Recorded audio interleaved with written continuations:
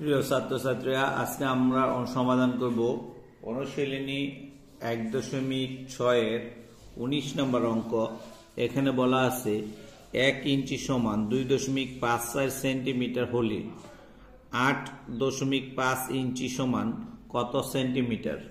তাহলে চলো আমরা অঙ্কটি সমাধান করি। 1 ইঞ্চি সমান 2.54 সেন্টিমিটার, সুতরাং 8.5 ইঞ্চি সমান 2.54 ইন্টু 8.5 সেন্টিমিটার। তাহলে আমরা একটা রাফের মধ্যে গুণটি করে নেই। 4 5 20 শূন্য, হাতে আছে 2, 5 5 25 আর 2 27, 27 7 8 আছে 2, 5 2 10 আর 2 হলো 12। এরপর আমরা এই 8 দ্বারা যদি গুণ করি, 4 32 এর 2, হাতে আছে 3, 5 40 আর 3 43, 43 এর 3, হাতে আছে 4, 8 2 16 আর 4 হলো 20। তাহলে আমরা এখানে দেখতে পাই 0, 7 আর 2 হলো 9, 3 আর 2 5, 1 এর 1, 2 এর 2। তাহলে এখানে আমাদের দশমিক হলো 1 2 3, 3 ঘর পরে দশমিক। তাহলে এখানে আমরা 3 ঘর পরে 1 2 3। তাহলে হলো এখানে উত্তরটি হলো 21.59 যেহেতু সর্বডানে শূন্য দাম নেই, তাহলে লিখতে পারি আমরা উত্তরটা 21.59। তাহলে এখানে উত্তরটা হলো 21.59 সেন্টিমিটার। উত্তর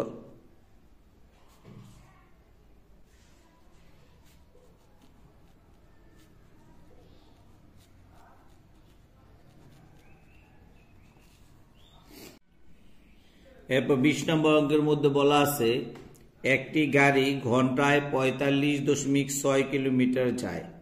319.2 কিলোমিটার যেতে গাড়িটি কত ঘন্টা সময় লাগবে। তাহলে আমাদেরকে এখানে ঘন্টা চেয়েছে, তাহলে 1 ঘন্টায় যায় 45.6 কিলোমিটার। চলো আমরা অঙ্কটি শুরু করি।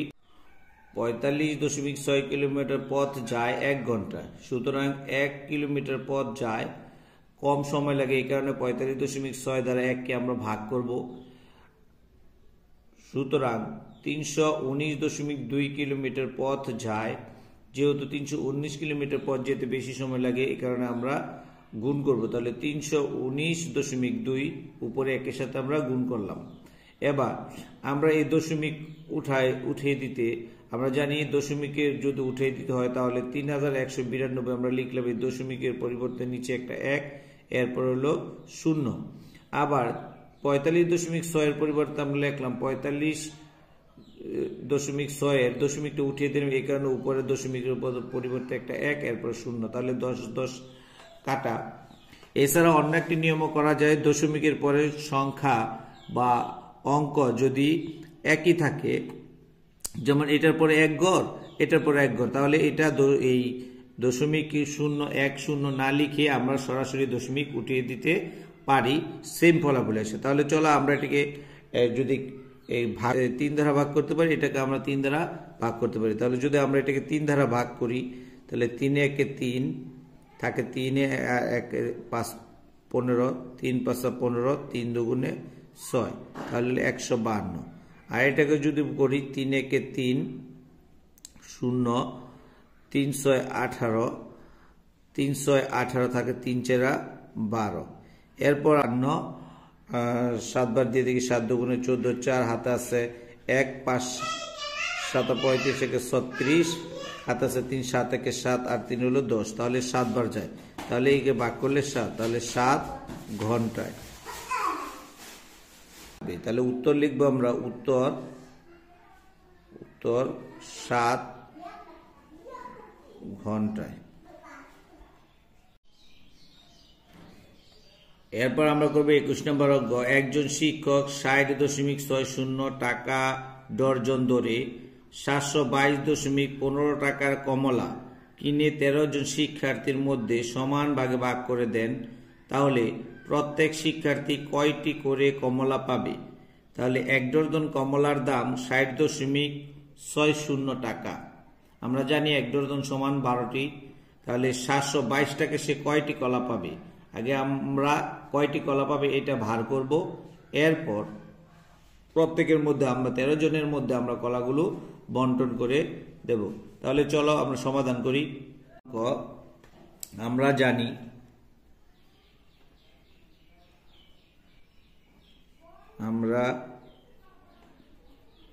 জানি 1 ডজন সমান 12টি, 1 ডজন সমান 12টি। সুতরাং আমরা লিখতে পারি 60.60 টাকায় কিনে 12টি কমলা। সুতরাং 1 টাকায় কিনে 1 টাকায় কি কম কিনবে, তাহলে ভাগ 60.60টি কমলা। সুতরাং উদ্দীপকে দেওয়া আছে 722.15 টাকায় কিনে বেশি, তাহলে 12 × 722.15 আর নিচে হলো 60.60। আমরা আগের অঙ্কের মধ্যে বলেছি যে যদি দশমিকের পরে সমপরিমাণ অঙ্ক থাকে, যেমন এখানে একটা 2টা এখানে 2টা, তাহলে দশমিক উঠিয়ে দিলে অতিরিক্ত কোনো কাজ করতে হয় না। যেমন এখানে যদি আমরা দশমিকের পরিবর্তে নিচে একটা 1 লিখি, তারপর 2টা সংখ্যা 2টা অঙ্ক 2টা শূন্য লিখব, ঠিক সেম নিচে দশমিকের পরিবর্তে উপরে একটা 1 এবং 2টা অঙ্কের জন্য 2টা শূন্য, তাহলে 100 এমনি কাটা যায়। এই কারণে আমরা দশমিকের যদি কোনো দশমিক ভাগের ক্ষেত্রে উপরে এবং নিচে দশমিক পরে সমান অঙ্ক থাকে, কি করব, দশমিকগুলো উঠিয়ে দেব। তাহলে আমরা যদি উঠিয়ে দিই 12 × 722 দশমিক উঠিয়ে দিলাম, নিচে লিখলাম 60। তাহলে আমরা এই 12 দ্বারা এটাকে যদি ভাগ করি, 5 × 60, 6-এর মধ্যে যায় না একটা শূন্য, 5 × 60, তাহলে কত হলো 505। এই 505 দ্বারা যদি আমরা এটাকে ভাগ করি, অথবা আমরা একটু ছোট করে নিই, 5 দ্বারা ভাগ করলে 5 একে 5 0, 5 একে 5, তাহলে এটাকে 5 দ্বারা ভাগ করলাম, এটাকে যদি ভাগ করি আমরা, তাহলে 5 একে 5 থাকে 2, 22, 4 × 5 = 20 থাকে 2, 4 × 5 = 20 থাকে 2, 21, 4 × 5 = 20 থাকে 1 × 5 = 15, 3 × 5 = 15, তাহলে 14,443 এটা কাটলে, তাহলে এই 101 দ্বারা আমরা এটাকে লিখতে পারি 4 4 3 101। তাহলে রাফের মধ্যে আমরা যদি এই 14,443কে 101 দ্বারা ভাগ করি, তাহলে এখানে আমি করে দেখাই, 101 দ্বারা ভাগ করি, 101 একে 101 বিয়োগ করলে 3, 4 এ 4, আবার একটা 4 নামালাম, তাহলে আবার 4 দ্বারা করলে 4 একে 4 0 0, 4 একে 4 বিয়োগ করে 4 4 মিলে 0, 3 0 আছে 3 পাবো 3 হলে এখানে আবার আমরা 3 নামাই, তাহলে 3 দ্বারা করলে 301 একে 303, তাহলে উত্তর হলো কত, 143টি কমলা কি ক্রয় করছে, 143টি কমলা ক্রয় করছে। তাহলে আমরা কি করব, উদ্দীপকে বলা আছে 13 জনের মধ্যে এই কমলাটি সমান ভাগে ভাগ করে দিছে, তাহলে আমরা আবার লিখব 13 জনকে দিল 143টি কমলা, 13 জনকে দিল 143টি কমলা। সুতরাং 1 জনকে দিল কম হলে ভাগ 143 ভাগ 13টি কমলা। তাহলে এটা যদি আমরা ভাগ করি, 13 একে 13, 14 থেকে 13 বাদ দিলে থাকে কত, 1, আবার 13 একে 13, তাহলে এটা কাটাকাটি করলে কত হয়, 11টি। সুতরাং প্রত্যেকে কতটি কমলা পেল, প্রত্যেকে কমলা পেল 11টি। তাহলে উত্তর লিখতে পারি আমি, উত্তর 11টি কমলা। প্রিয় ছাত্রছাত্রীরা, এবার আমরা সমাধান করব অনুশীলনী 1.6 এর 22 নম্বর অঙ্ক। একটি বাঁশের 0.15 অংশ কাদায় ও 0.65 অংশ পানিতে আছে। যদি পানির উপরের বাঁশটি দৈর্ঘ্য 4 মিটার হয় তাহলে সম্পূর্ণ বাঁশটির দৈর্ঘ্য কত?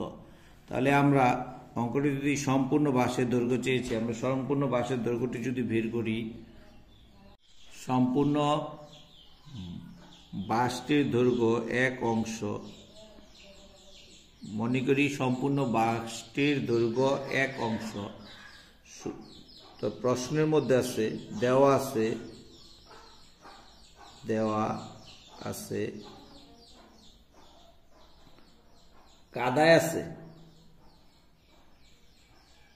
কাদায় আছে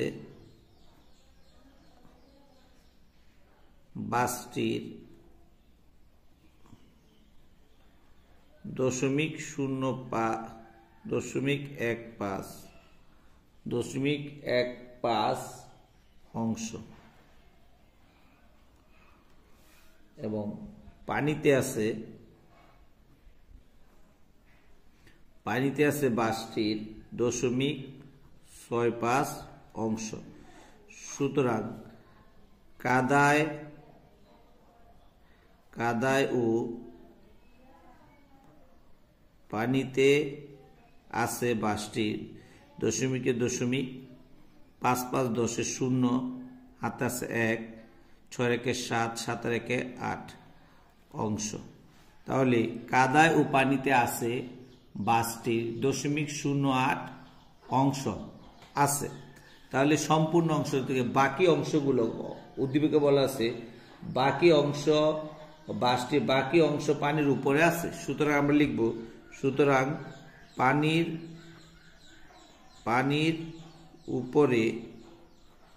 উপরে আছে।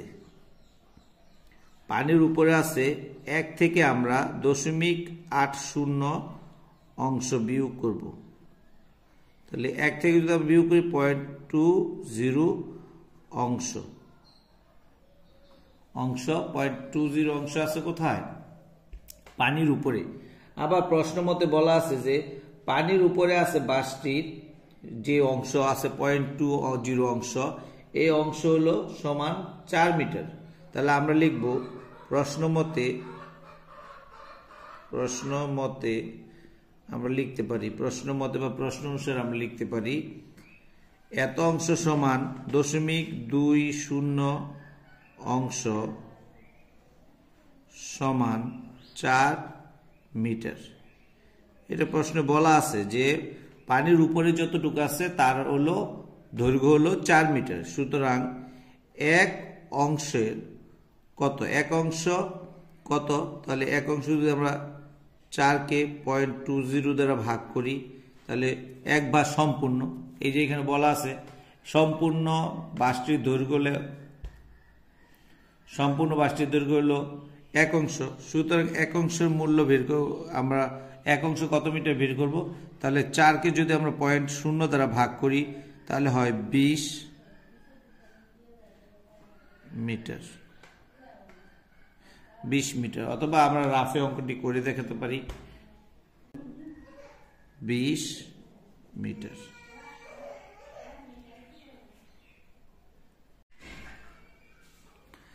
প্রিয় ছাত্রছাত্রীরা, আজকে আমরা সমাধান করব অনুশীলনী 1.6 এর 23 নম্বর অঙ্ক। আব্দুর রহমান তার সম্পত্তির 1.125 অংশ স্ত্রীকে দান করলেন। বাকি সম্পত্তির 0.50 অংশ পুত্রকে। বাকি সম্পত্তির তার যে মোট সম্পত্তি তা থেকে তিনি 1.25 অংশ দান করার পরে যে সম্পত্তি আছে ওই বাকি সম্পত্তির 0.50 অংশ পুত্রকে ও 0.25 অংশ কন্যাকে দেওয়ার পরে তিনি দেখলেন যে তার অবশিষ্ট সম্পত্তির মূল্য 3,15,000 টাকা। তাহলে আব্দুর রহমানের মোট সম্পত্তির মূল্য কত? তাহলে আমরা প্রথমে ওনার মোট সম্পত্তি থেকে স্ত্রীকে দেব, স্ত্রীকে দেওয়ার পরে যে বাকি সম্পদ থাকবে তা থেকে একটা অংশ তার পুত্রকে দেব এবং একটা অংশ তার কন্যাকে দেব। এরপরে তাদের দুইজনকে দেওয়ার পরে যে সম্পদ থাকবে তার সম্পদের মূল্য হলো 3,15,000 টাকা। এরপর 3,15,000 টাকা ধরে আমরা তার মোট সম্পত্তির মূল্য বের করব। তাহলে চলো অঙ্কটি আমরা শুরু করি।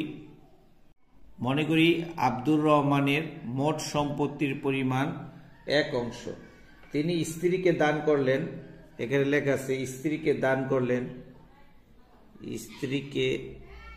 তিনি স্ত্রীকে দান করলেন 0.125 অংশ। তিনি স্ত্রীকে দান করলেন 0.125 অংশ। তাহলে তার কাছে বাকি রইল কত অংশ? তাহলে বাকি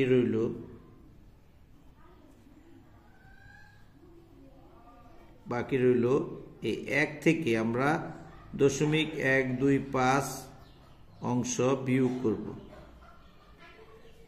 তাহলে আমরা রাফে যদি এটা বিয়োগ করি,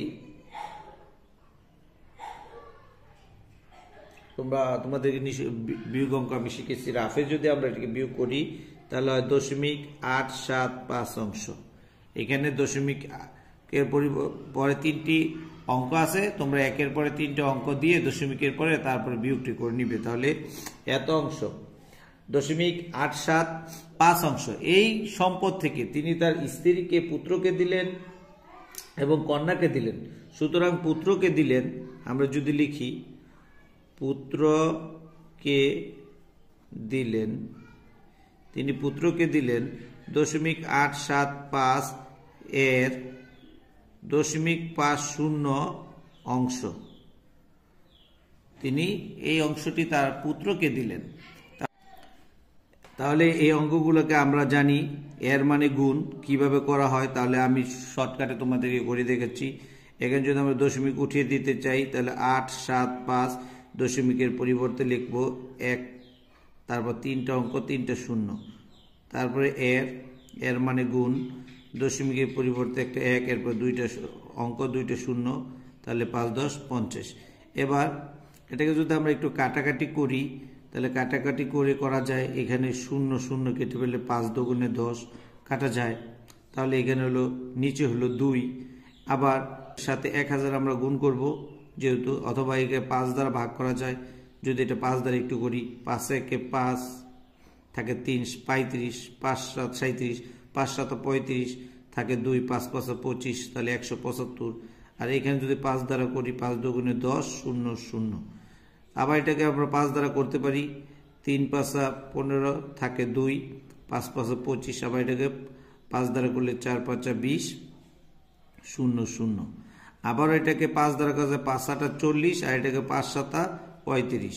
তাহলে আমরা দেখতে পাচ্ছি যে এখানে নিচে আছে 16, আর দুগুণে 16, আর উপরে আছে কত 7। তাহলে 7কে আমরা 16 দ্বারা ভাগ করি, অথবা তোমরা সম্পূর্ণ অংশটা ভাগ করতে পারো। তাহলে আমরা যদি এখানে রাফে 7কে 16 দ্বারা ভাগ করি তাহলে যায় না, 16 দিয়ে 7-এ যায়নি, কারণ একটা দশমিকে দিয়ে একটা শূন্য নিলাম। তাহলে 5 16 80, 4 16 হলো 64, বিয়োগ করলে হলো এখানে 4 আছে, 10 পাবো 6 হলে হাত আছে 1, সাথে সাথে মিলেছে 0। তাহলে এখানে আবার আমরা একটা শূন্য নিব, শূন্য নিলে 3 16 48, তাহলে আমরা লিখতে পারি 48। বিয়োগ করলে 8 আছে 10 পাবো 2 হলে, হাত আছে 1, 4 1 5, 5 আছে 6 পাবো 1 হলে। এরপর আরেকটি শূন্য নিলে আমরা 120কে যদি 16 দ্বারা ভাগ করি, 16 দ্বারা ভাগ করি 7 বার দেই, 6 7 42 এর 2 হাত, 6 7 42 এর 2 হাত আছে 4, 7 একে 7 আর 4 11। তাহলে আমরা 2 আছে 10 পাবো 8 হলে, হাতে আছে 1, 2 2 মিলেছে 1 1 মিলে গেছে। তারপর আমরা আরেকটি শূন্য নিব, তাহলে এটা কয় দেবে 7 ধাপ, তাহলে 5 16 80। এইভাবে আমরা বাকি করে নিতে পারি। তাহলে উত্তরটা হলো কত? 0.4375।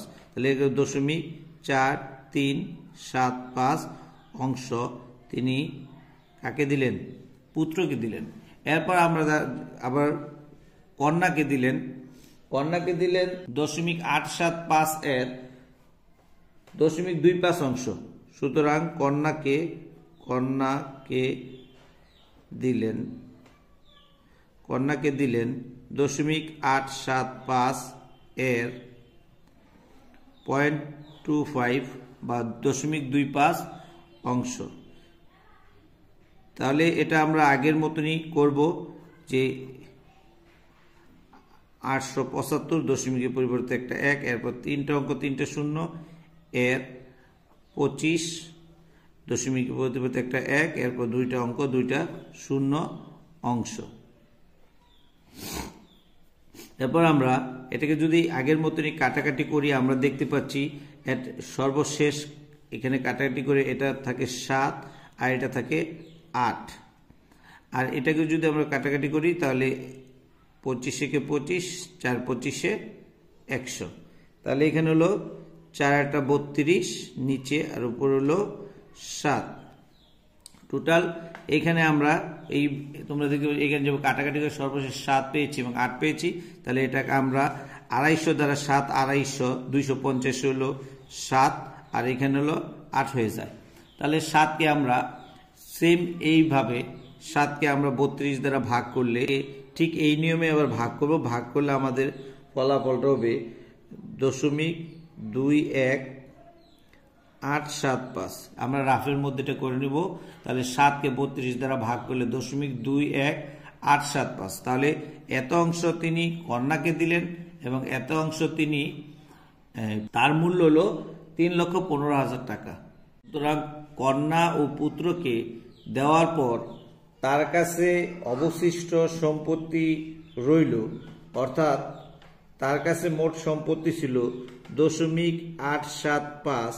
এ থেকে তিনি কন্যাকে এবং পুত্রকে দিলেন। পুত্রকে দিলেন 0.4375 এবং কন্যাকে তিনি দিয়েছেন 0.21875 অংশ। তাহলে আমরা এই দুইজনের অংশটাকে একসাথে যোগ করে এটা থেকে বিয়োগ করে দেব। তাহলে 0.875 থেকে আমরা বিয়োগ করে দেব যে উনি দুইজনকে কত দিয়েছেন। তাহলে এটা আমরা নর্মালি যোগ যদি করি তাহলে এখানে একটা শূন্য ধরে 5 এর 5, এখান থেকে 5 এর 5, 5 আর 7 হলো 12, 12 আর 2 হাতে আছে 1, 8 আর হলো 7 15, 15 একে 16, 16 6 হাতে আছে 1, 16 6 হাতে আছে 1।